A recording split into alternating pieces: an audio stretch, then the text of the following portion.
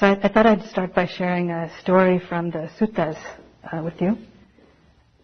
This is from the stories that were written down from the time of the Buddha. First they were orally transmitted and then written down, usually about various things that happened that were teachings of the Buddha or stories of what happened to him.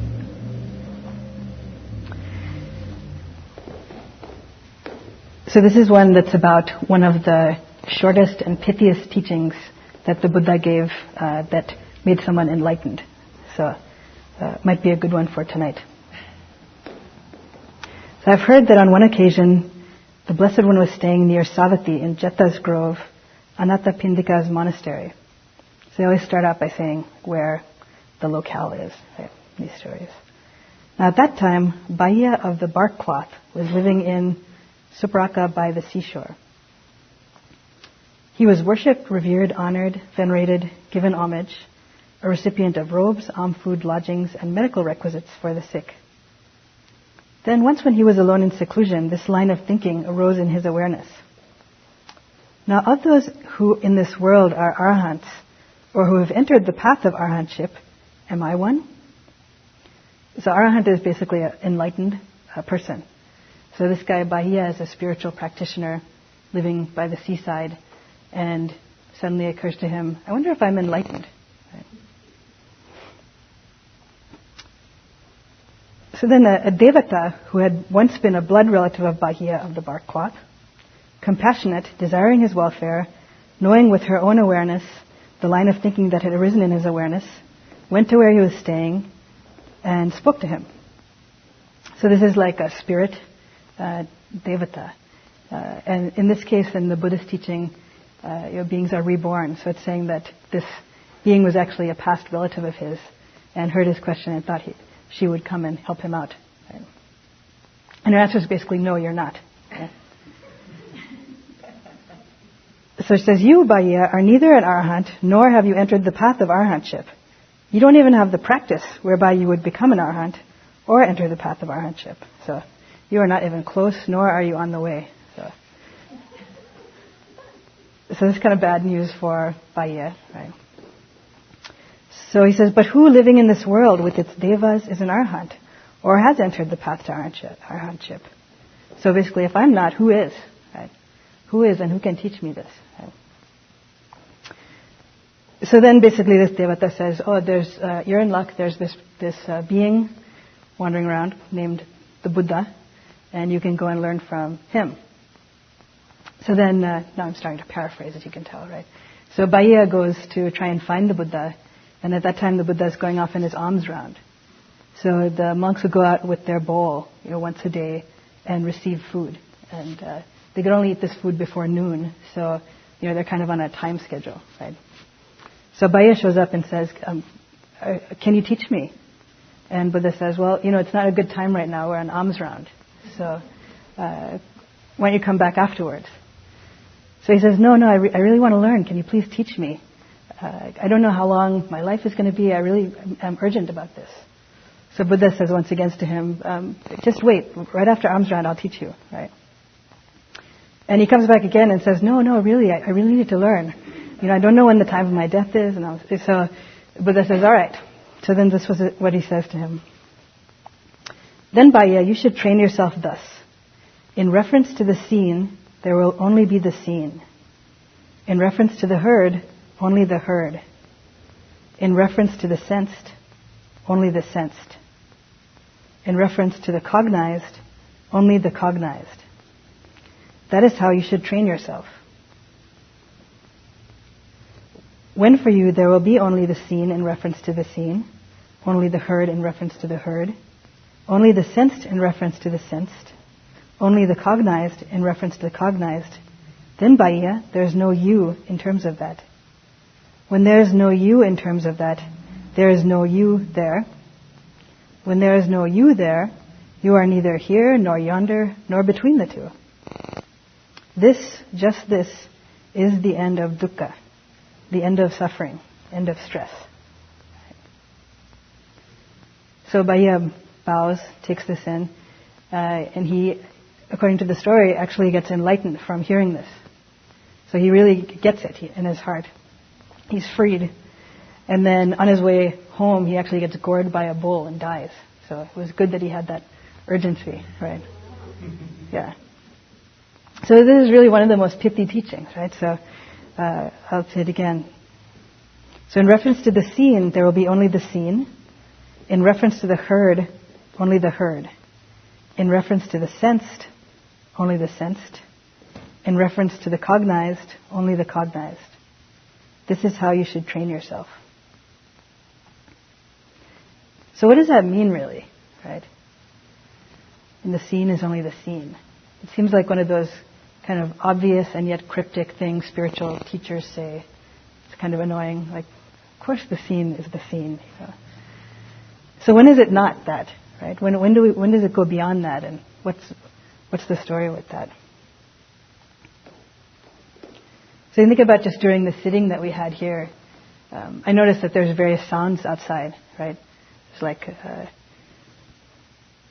some honking, like whoop whoop, right. So you hear these different sounds, and if we're just hearing them and hearing those sounds, then that's in the hearing is just the heard, right? But oftentimes our mind starts to take it another few steps, right? So when you might identify car alarm, right? So that's actually a moment of perception, like identifying sound like something, right? Then you might go further, another thought, I wonder if that's my car, right? Then you imagine someone might be breaking into your car, right? You see the broken glass. You see your empty slot where your CD player used to be or something like that, right? So the mind starts, making all this story up from just the sound that's come, right? So this is where we create a lot of suffering for ourselves, right? So we take it from just the sound, the basic sound, onto a lot of other story. And that story creates a whole world that never actually happened, right? So I'll talk a little bit also about this aspect of perception. So there was this sound that I tried to imitate, right? And then maybe your mind went car alarm, right? So that is actually a really interesting moment of identifying something, right? We see something, sort of colors, and then we identify what it is, right? We hear something, we identify what it is. Sometimes you smell something, and then you can identify, oh, it's wood smoke, or pancakes, or something like that, right? So what's interesting to see is the moment before you identify that, right? So it's most apparent when it's harder for you to identify something. So if there's a smell that comes and you don't know exactly what it is right away, and you think, what is that? Is it eggs? No. Pancake? You're still guessing what it is. So in that moment you can kind of see or observe the mind in its process of perception, right? Or sometimes you might meet someone and you can't exactly remember their name, right? So you're kind of going, Joe, Bob, Stan, you're trying to get what it is. And it sometimes feels like you're trying to strike a match, and you keep trying to strike a match and it's not striking, right? And sometimes you see people doing this, like, trying to get the name, right? So there's some element of that in the process of trying to identify, right? So when it does happen, it sometimes is neat to be able to see that, how it arises as it's sort of an impersonal thing that happens, right? That you're able to perceive something. So some things are more obvious, like car alarm, right? Other times, sometimes someone's name, I've found that you see the person and you know that you know them, but you can't come up with the name, right? And then suddenly it might come, like boom. So what's interesting to observe there is also that it's not really totally in our control, right? If it was, we wouldn't forget people's names, right? Or we wouldn't be going Joe, Bob, Scott, right? We would always have it, right? So it's kind of a part of just an impersonal process of perception that happens. So sometimes it comes up as a name, a word label. Sometimes it's not, right? So fortunately, every time that you go to sit down, you're not going fork, knife, plate, glass. It would be very noisy if you did that, right? But there's a way in which you're recognizing what those things are and what you have to do with them, in order to eat, right? You can also see this with little kids who don't know what these things are, who are kind of testing out, right? So they want to touch everything, they want to put everything in their mouth, see what it tastes like. They want to try eating, or you're putting the fork in the liquid and, try that out and stuff like that, right? So they're kind of building that base of perception, so they can throw up those labels more easily, right?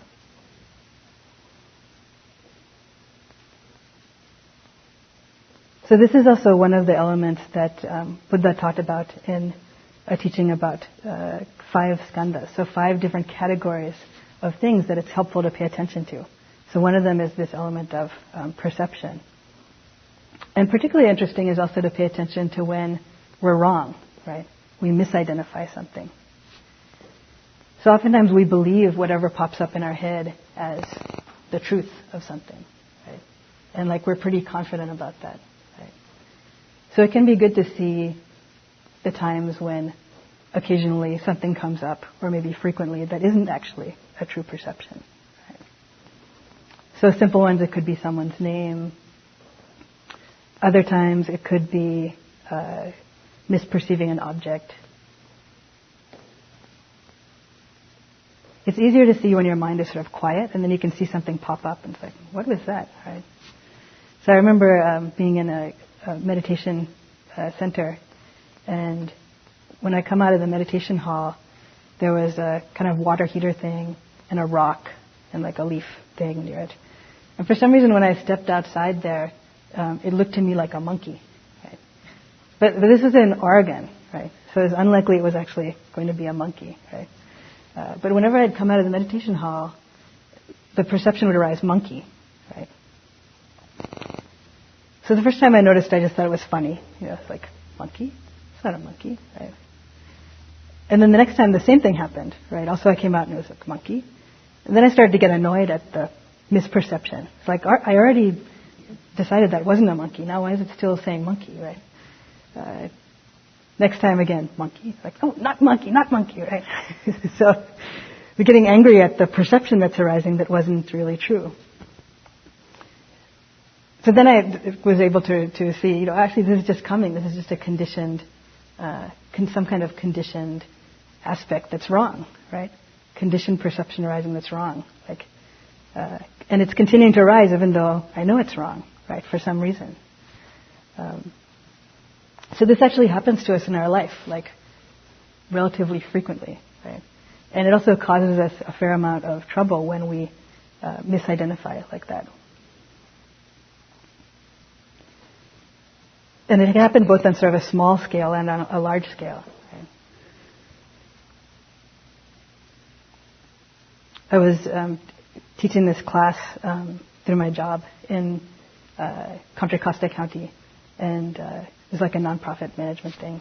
And before the class, I kind of went outside and was messing with the coffees and the muffins and things like that.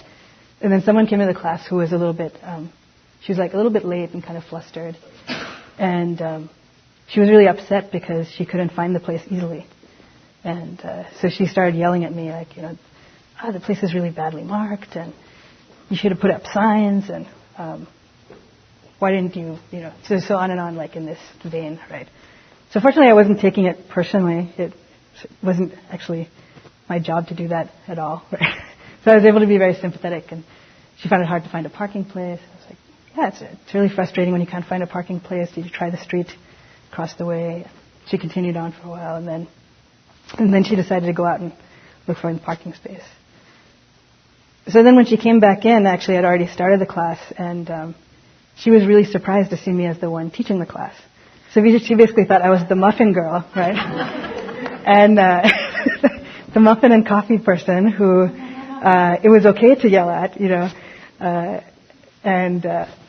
could see her surprised that I was actually the teacher of the class. So then she was very, felt bad about it, and was very apologetic and super nice the rest of the time, and invited me to lunch and like that. So these misperceptions, there's an idea of who should be doing what, right?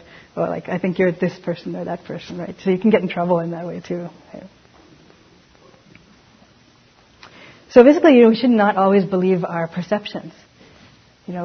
in the cognized is just the cognized. So our thoughts are just thoughts, right? It's helpful to keep them in perspective like that, right? And it's very difficult to, because a lot of our world is built up on our thoughts, right? There are certain kinds of perception that is actually part of the teaching that it's helpful to cultivate too, right?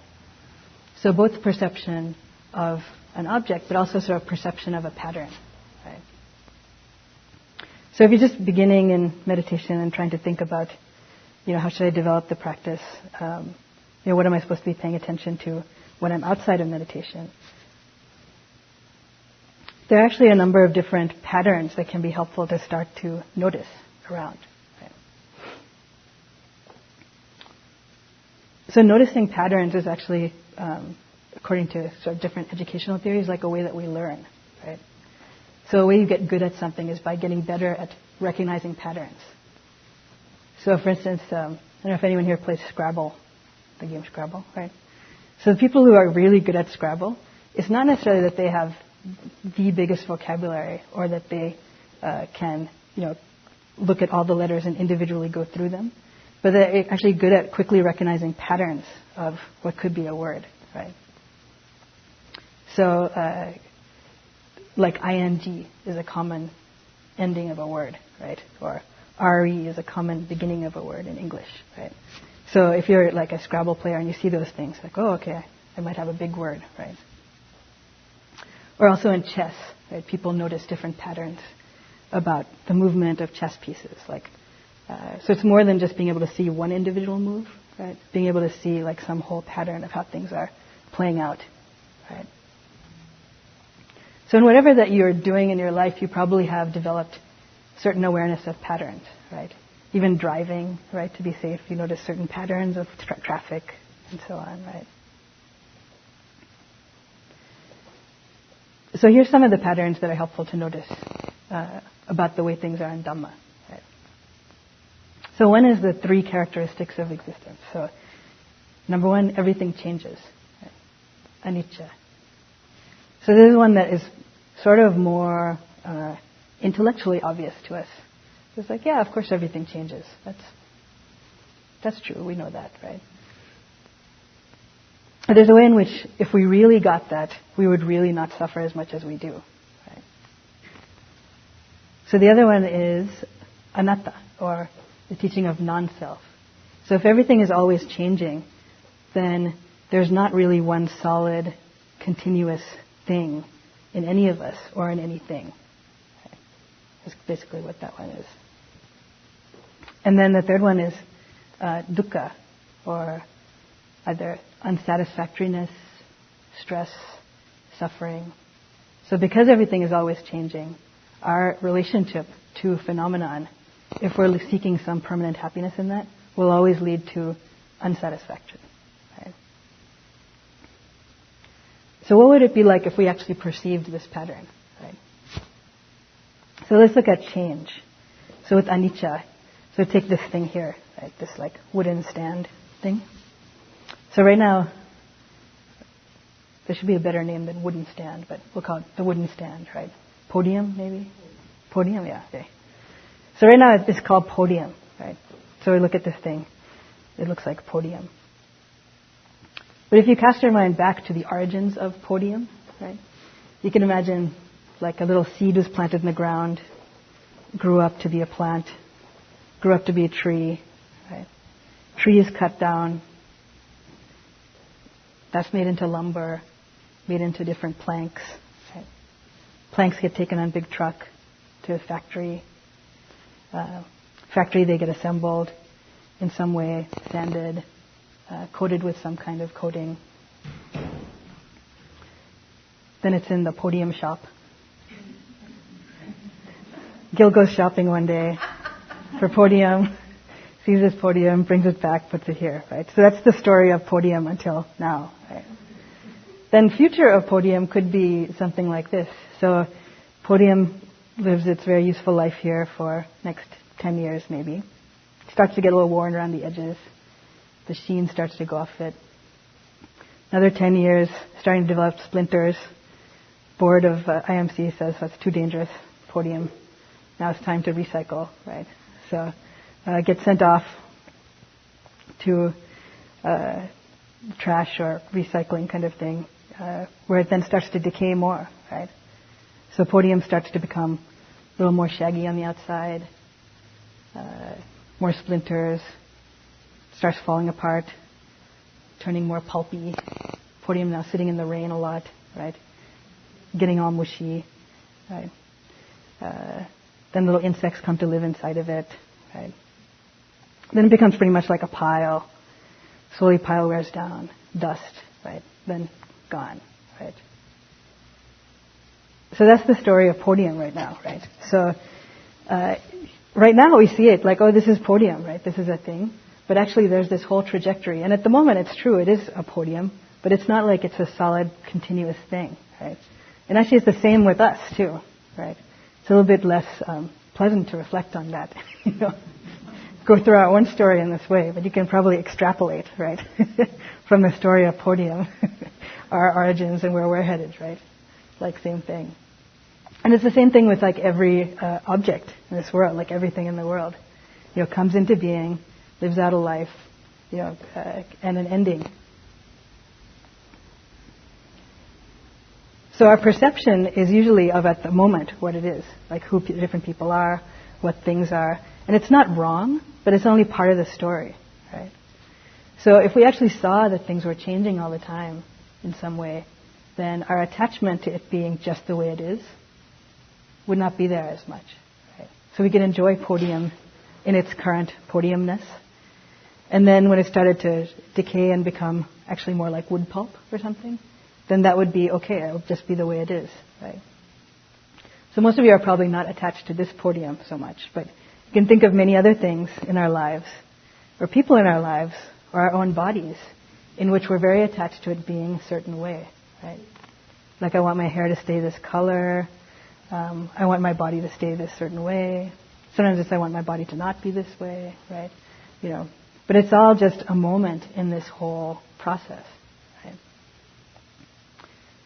So there's one Thai teacher called Ajahn Chah, very wise Thai monk, who is now passed away. But there's a story about him talking to a monk. I think when he was in the hospital, and the monk was very sad, and he showed him a glass and said, "You see this? What do you see here?" He said, "Oh, it's a glass. And it's very beautiful." And Ajahn Chah said, "Well, to me, the glass is already broken. That's the difference." Right? So he could grasp that whole frame, like that whole journey. So when the glass actually broke, it wasn't going to be like this terrible, terrible thing. You know? Just like, yeah, this is chapter in the story of glass. It's okay. Right? So that's what it would be like if we actually perceive anicca, right? And then that's related to also perceiving that there's not a solid self, right? So what's the implication if we actually perceived this not solid self in things? So according to Buddhist teachings, everything comes about due to conditions, right? Including ourselves, including everything that happens in the world, right? So one element of that is that we'd understand that when things happen, they happen in a certain way, and that's the way it is. So you can act and you can react in the world, but basically it doesn't need to bother you as much as it does. So an example from Thich Nhat Hanh, another great Buddhist teacher. So he has this teaching of the empty boat. So he says if you're on a lake and you're rowing a boat and another boat bumps into your boat, if the boat is empty, you might push the boat away, but you probably won't be mad at the boat, right? Because you understand the wind blew the boat, the waves, the boat had a rope, you know, a certain length. Like that's why the boat came and bumped into you, right? So that's the boat, you know.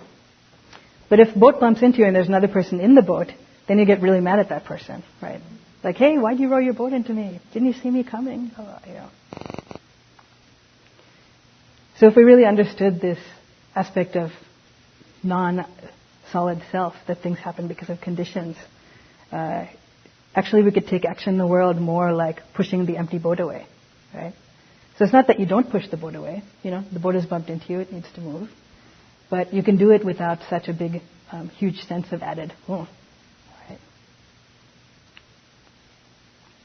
And then what about the third one, the dukkha, right? So perceiving this unsatisfactoriness. So what's the implications to that?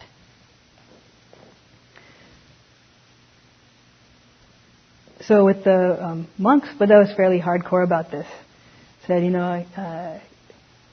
sense pleasures in the world are like, seeking sense pleasures is like licking honey off a sharp knife, right? Oh. So, it seems really great, but there's a real cut to it, right?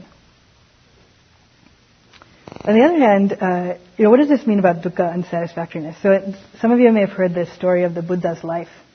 And basically he led a relatively charmed life as a young person, right? He had everything he needed. His family was wealthy. And then he had some curiosity about the world. He escaped from his pleasant life. This is the short form, right? And he saw a sick person, a dead person, an old person, and then a spiritual seeker, right? So these things really caused him some concern and sort of existential angst. Because the person who he was with said, yes, this is the way of everyone. Everyone gets sick, everyone gets old, everyone dies, right? So this kind of kicked him off on his enlightenment journey, his spiritual search, right? So what is the meaning of it all if everyone's going to get sick, get old, and die, right? So then many years later he gets enlightened. He goes off and teaches about 40 years. So fast forward to the end of his life, and he's 80 years old. So sounds like he got old too, right? He has his last meal. He actually kind of knows when he's going to die, but he has a meal that basically makes him sick, right? And then he dies, right? So he seemed to have found the answer, but it also sounds kind of like he got old and he got sick and he died, right? So part of that is, I feel like, helpful because that's part of our human life. It's not that actually what he learned or what enlightenment is escaping that in some way. So some aspects of life that are difficult are just going to be there, right? But there are other aspects of dukkha, which Buddha called shooting the second arrow, right? So us making things worse than they actually have to be, right? So an example is, supposing you have a twinge, you're sitting there trying to meditate and you have this twinge in your knee, right? So you feel something sharp, and then you register that as pain, right? So if you're in this, the sensed is just the sensed, you could just stop at the twinge, right? So you could feel that twinge. Maybe you feel it like wiggling, whatever it's doing, right? Then if you take it a step further, you usually have some perception, like knee pain, right? My knee hurts, right? So it's not pleasant. It's not like something you would want to wrap up and give someone as a gift, but, there it is at the moment, a twinge, right? Then the mind steps in and we start going on, right? So I wonder how long the sitting is. If I have to sit here much longer, I'm probably going to have permanent knee damage. I remember when this started happening some years ago, and then I couldn't walk for a while. I wonder if I should move. Well, depends when the bell's going to ring. On and on like that, right? So that's all the second arrow. So the first part of dukkha is that unpleasant sensation in the knee. And the second arrow is the one that we shoot ourselves, which is the story of it, right? The terrible story of it. So I remember noticing at a certain point that whenever I had some kind of sickness or something, even the smallest thing like sinus pain or slight ankle pain, at some point would arise the thought, like, this is going to last forever. Yeah. So then I imagine my life with the sinus pain, or my life without my foot, or, something like that, right?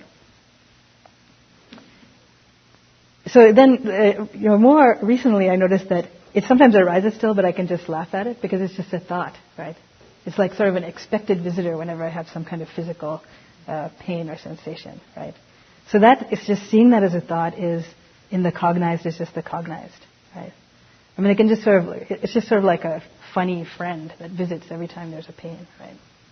And then also I noticed that if I can actually just feel that pain, like just feel the unpleasantness of it, just be with that sensation, then even that visitor doesn't come. Right? So usually there's a sensation, it's unpleasant. Then from the unpleasantness, this thought is my projection of aversion to it. Right? So noticing it on any of those levels brings some greater freedom. So either noticing just the pain, right? Noticing just the thought, this is going to last forever, right? But if not, then we're on down the road of, having to live the rest of my life without the foot, and all the terrible story that creates so much more pain than the actual momentary twinge in the ankle did, right?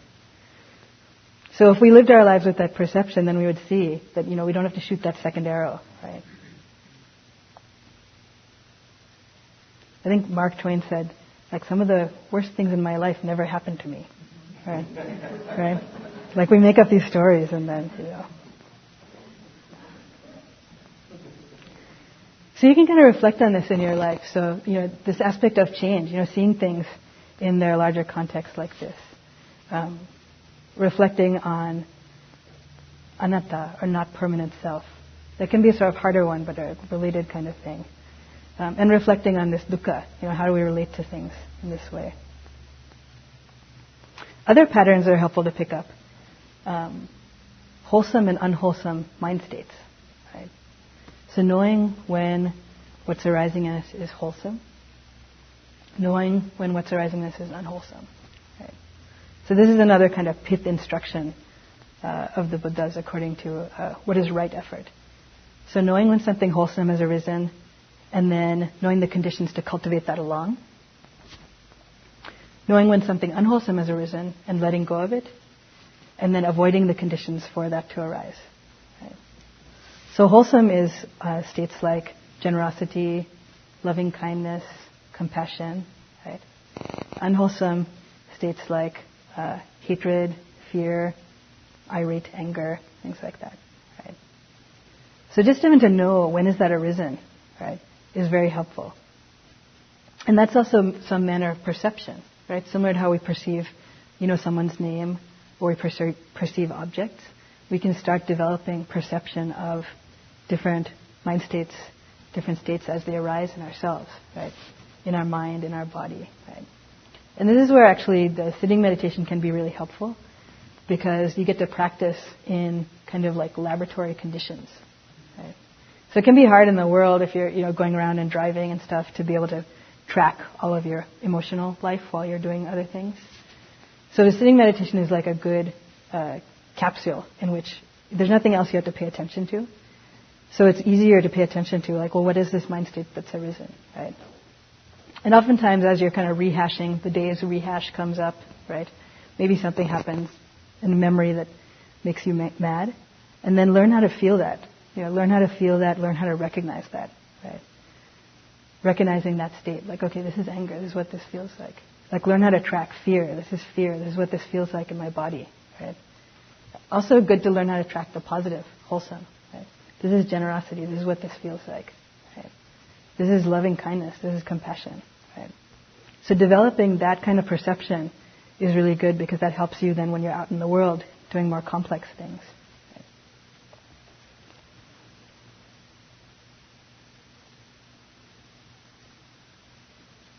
So maybe that's enough for me to share today. So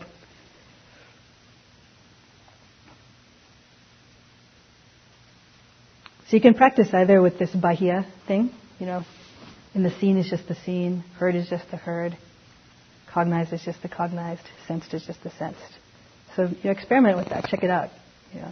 Is it possible to just hear a sound and just be hearing it? Right? Also, you can practice with this development of the perception. So perception of change in the world. Perception of things not being necessarily as solid as we think they are. Right? The perception of something that happens that is suffering. And are we making it more suffering? Right? And then also practicing with perception of wholesome states and unwholesome states.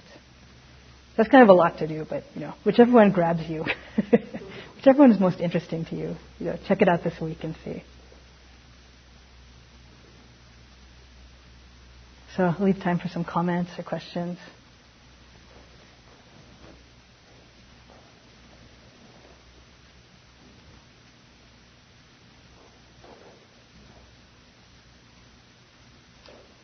Does this resonate with anything that you felt either today or in the past? Anything not make sense? Yes. Good one. I had a real vivid experience this week of finding myself in a snit. I had 3 or 4 really good days where things just rolled off of me, and then I had one of these I wanted to jump on everything. And because it hadn't visited me for a while, it was really vivid. The snit hadn't visited. The snit hadn't visited, right. So that I wanted to attach something to the things that were happening, and it hadn't been there. And I was like, well, you could lose this. And I had a lot of trouble losing it. Finally, it just wandered off on its own. But is there more skillful ways to be able to, when you find yourself primed to have a fit? I mean, I was looking for something to happen that I could grasp onto and get self-righteous about or react to. I was just waiting for it. It was not pleasant. So the snit was like being in a bad mood kind of thing, and then finding yourself more reactive to things. Yes. And you said the snit was there for several days? No, there was no snit. It was like I had a very equanimous few days, and then all of a sudden, midday on the 4th day, I was just reactive, or potentially reactive.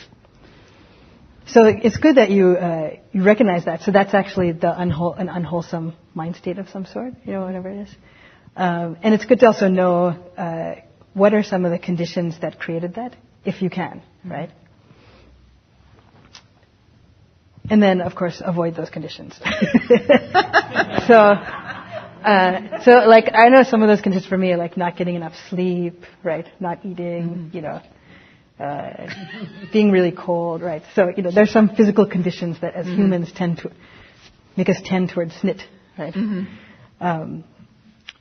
But then when you're in it, it's just practicing with it, so just knowing this is a mind state. And it's really interesting to see, like, this just colors our world, right? So like the mailbox that otherwise was just a mailbox is like in our way and we want to kick it, or something like that, right? It was just innocently being a mailbox and suddenly it's like a problem, right? So who's making that a problem, right? It's the coloration of the mind state, right? So sometimes you can reflect on anicca and this and just feel this, just feel it in your body as much as possible, right? So because everything changes, this is visiting for a while, and sometimes it feels like things last because they're not given attention in some way, and also because we have resistance to it. So particularly if you had like a bunch of calm days before it, and then this thing comes up, and then you're aversive to your aversion, Yeah. So it's not enough that you're like in the snit, but then you're disliking the snit, right? So pushing that away in some way. So really whatever it is that comes to visit you, it's like just to be with it in as open-hearted a way as you can. So it's like, okay, this is snit. Here we are. This is bad mood. And what does that feel like, to have bad mood? Like what does it feel like in my body? What does it feel like in my heart? You can also kind of have some compassion for yourself in this case, because particularly if you notice, it was so much better before, and now it's like this, and when will it get better, because this is part of the human condition, and part of the human condition that all of us experience. So, having compassion for that, so maybe free from suffering. This is difficult. It's difficult to be caught in this mind state like that, I care about that, just holding that with some compassion. So, this is kind of the ups and downs of samsara. It's like, even the Buddha didn't have all good days. There were days people tried to kill him, and bad things happened. So, it's not like there's something wrong when something like that happens too. I think sometimes when we're doing spiritual practice, it feels like, oh, well, when something happens or you have this bad mind state, I must be doing something wrong. Like, how can I get back to the way it was before when everything was peaceful, right? So that also is in some way like us not acknowledging change, like wanting, I got everything fine, so, how can I fix it back to when it was fine? Like, that ain't how it's going to be here. And you're in the world of change, it's going to get all sides. So I think just, being there and like witnessing as much as possible. Is that helpful? Yeah, thanks. Oh.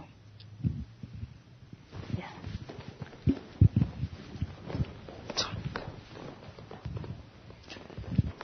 Any suggestions regarding gaining the capability of seeing the conditions form before you find yourself realizing you're in a snit? I mean, I can catch myself in a snit. Yeah. There I am. Yeah. But it's very hard to track the various things that might have gotten me there. Pre-snit. Yeah. Pre-snit conditions. Yeah. I think it's like we can become more aware earlier and earlier, noticing things. So it's like sometimes you start noticing right when you're in, full volcanic eruption. It's like, oh, I'm angry, right? It's like, right? Everyone else knew that a little earlier than, but here it is now, angry. So then, just starting to notice that and recognize that, sort of that, developing that perception of that. Sometimes even having an intention to develop that perception helps. Taking this intention, like, I want to pay attention to anger, to whatever it is, So then you can slowly try and become aware of that earlier and earlier in that. So maybe it's just pre-eruption or, and part of that is, I think, becoming more sensitive to body and the mind, because there usually are some clues before the complete eruption. You're sort of starting to feel something. Kind of like with the physical sense, like you can feel when you're beginning to get hungry sometimes, and then you can feel when you're really hungry, right? But so you start to develop this sense of being like a little bit hungry, right? And you can kind of track that. So similarly, like one can develop tracking of the emotion sort of things, like anger. And sometimes I actually say this is related to this whole snit thing, is that there's something on the surface, like anger or something like that, and it seems to be rolling on, and you're trying to pay attention to that and be with that, but there also is actually something underneath of that fueling it, right? So like you mentioned, like self-righteousness. So self-righteousness is a good sub-fuel for a good long anger, right? Or sometimes fear, right? It can be a big fuel for something like that, right? So sometimes being able to go underneath of what is the apparent snit or emotional state there into what is there that may be fueling that, and then dropping into that, like sensing that in some way can be helpful. Yeah.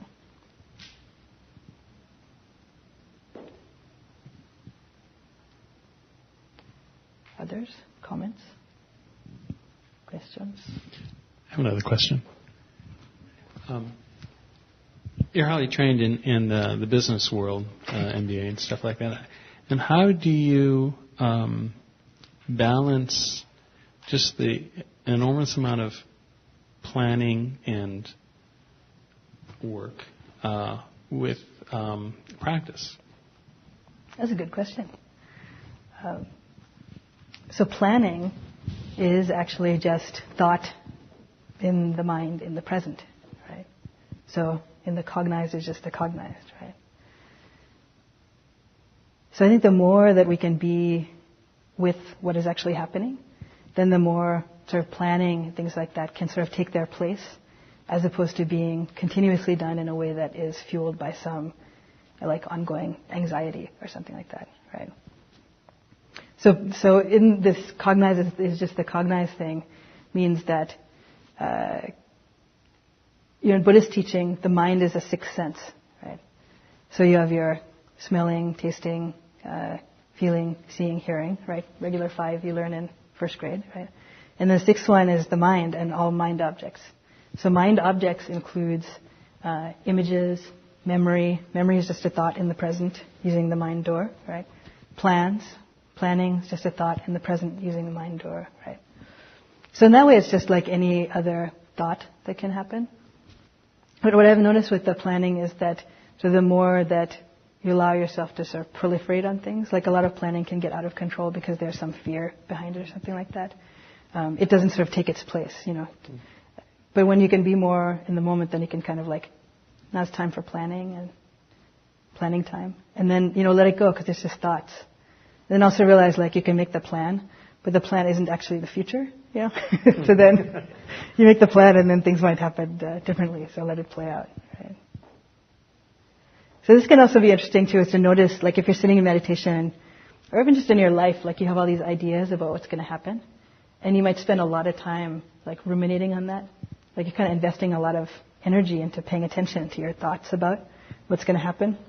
So just kind of like dog ear that little page, and then see how things really happen. You know, like, and see what the relationship is to what you thought would happen, spend all this time ruminating on, to what actually happens. You know. So many times we have these sort of thoughts of the future, plans in which I'm going to say this, and then they're going to say this, and I'm going to say this, and you know, this kind of thing, right? And most times the other person didn't get the script, right? You know? So, you know, occasionally it plays out in a beautiful way. And in those days, you should just be very happy. It's like, you know, a lucky day for you. But most of the time, they got their own script going on, right? So they don't, you know. So a lot of the planning that we do for things, you know, it just doesn't help anything. It's just really for nothing, you know. So, yeah. Others? Thoughts? Questions? Yeah. How do you, I mean, I understand about being in the moment, but doing it's different. And feeling your body and being aware of your thoughts. It's really a lot different to actually do it. But as it relates to being ill, and the kind of surrender to how you feel, and then the fear of what it means. Mm-hmm. It seems like it's a really tough thing to do. Mm-hmm. So maybe you could speak to that. Mm-hmm. Thank you.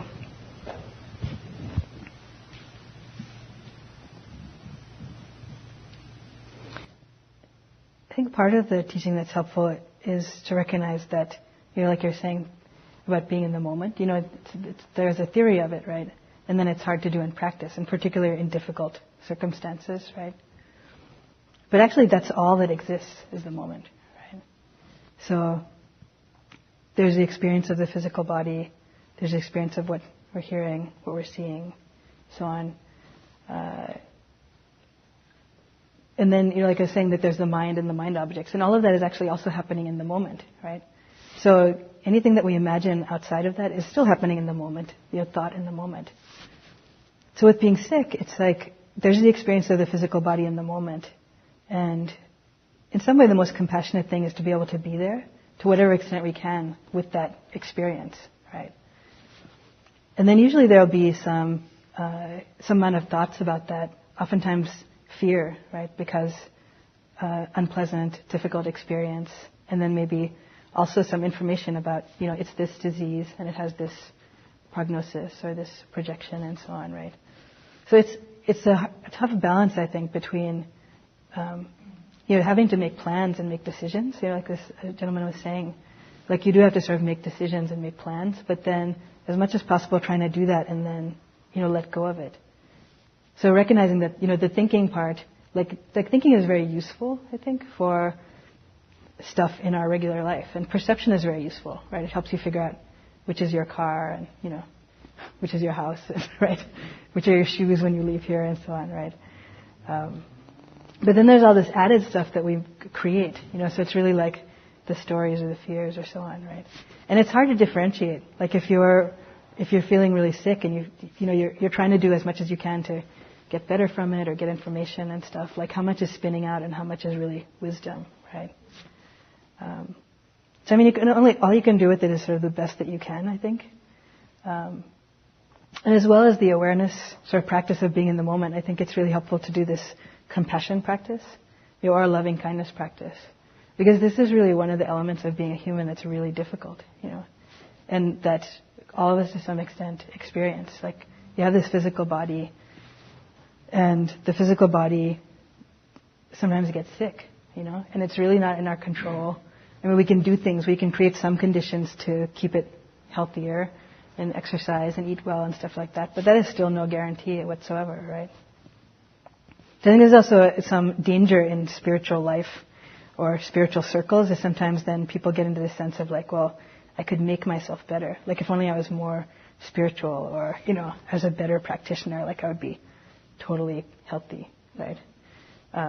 So once again, referring to the story of the Buddha who got sick and got old and died, right? So it's just really not, it's going to happen to everyone to some extent. Maybe you won't get that sick, but, and maybe you won't get old, but death certainly, right?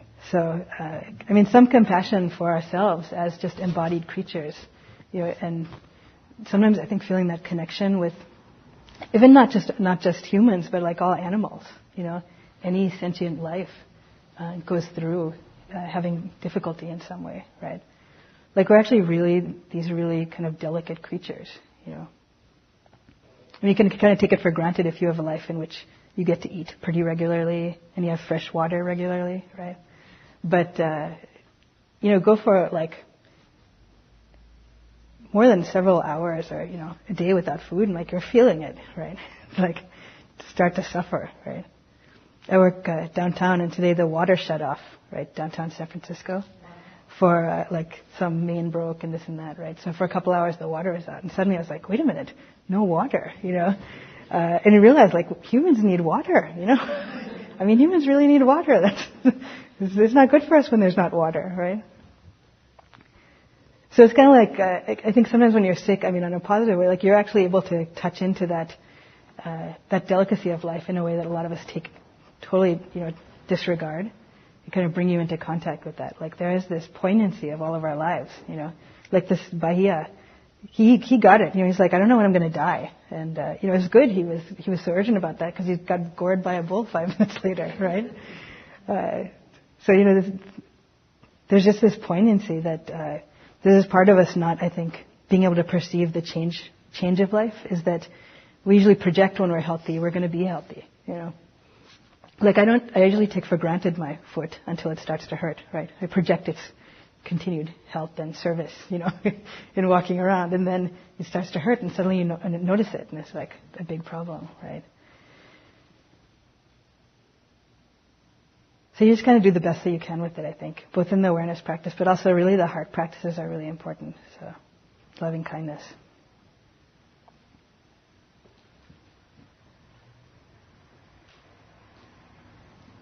Yeah. Sometimes I just like to hear the sound of my own voice, but be that as it may, for me, the perception that you spoke of, what is perhaps correct and what's incorrect and how it manifests itself, and I feel it within my body. For me, from the moment I wake to the moment I go to sleep, it's a matter of doing rather than thinking. It's like shaving, showering, and, getting ready for work. I don't think about it, I just do it. And, you can try or you can do. You can try to put on your shoe or you can put it on. You can think about it, but once you start doing it, it's automatic. There's no even thinking process involved. Right. It's almost like a heartbeat. In fact, it is. It's the sound of my own drum. It's doing what it's supposed to do and I just follow it. And if I follow that heartbeat, it's more simple than just thinking about things. Yeah. And for me, the practice starts with acronyms almost. Fear is false evaluation of actual reality, the cognizant. And then love is another acronym I use, which is love, omnipresence, victorious, enlightenment. So when I go to that side, which is correct, and apply it, not think about, just do it, by plugging into my own source, then allowing it to go from in and through and then back out without controlling it. Like you were saying, just the accepting is very helpful, to get to the serenity, to get to understanding, to get to compassion, to get to love. Is like a process of doing and breathing constantly throughout the day. When I get that anxiety or whatever's going on with me, I just take that moment to breathe. I don't even have to think about it too much. Just inhale and exhale. And for me, that works quite well. Yeah, that's great. So I think from what you were saying, you don't need to think about it like when you say you're getting ready for work, shaving and dressing and stuff like that. So then the awareness practice, you don't have to think about it. It's even just feeling that, like just feeling that razor. It's like so simple. Like it's not like you have to be particularly like smart or anything to, just really feeling it, like feeling that coldness, feeling the wetness. It can be very enjoyable, even these really basic activities, or putting on the shoes or getting dressed, like just feeling like what does it feel like to put this cloth like that, and just experiencing that, right? So that's this in the sensed is only the sensed, like that's totally that practice of just being there with what's actually happening. The term that you used, I just wanted to check a little bit about the part about the sort of wholesome, unwholesomeness of different states. So in Buddha's teaching, they're pretty clear to avoid the sort of correct, incorrect, just because there's a tinge in that of like, this shouldn't be happening, right, of incorrect, right? So, some people think like, it's kind of a word play, right? So unwholesome versus incorrect. But actually the unwholesome, it's just another mind state coming, this anger, this fear, and so on. So it's not that it's incorrect that it's there.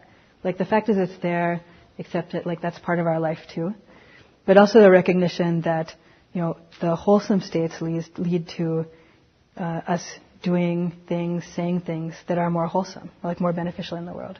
And then usually things that we do are harmful to ourselves, to others, are usually fueled by unwholesome, right? So the correct, incorrect is just like a slight, there can be like this judgment in there that's like a little bit unhelpful, you know what I mean, on these different states. But I appreciate your comment, particularly it's not like you have to think in those moments. It's just like, this is what it feels like getting dressed, and it can be really beautiful, right? Thank you. So it can also be very beautiful for all of you to go home. So 9:00. Maybe we'll just sit together for a few seconds, minutes, and dedicate the merit.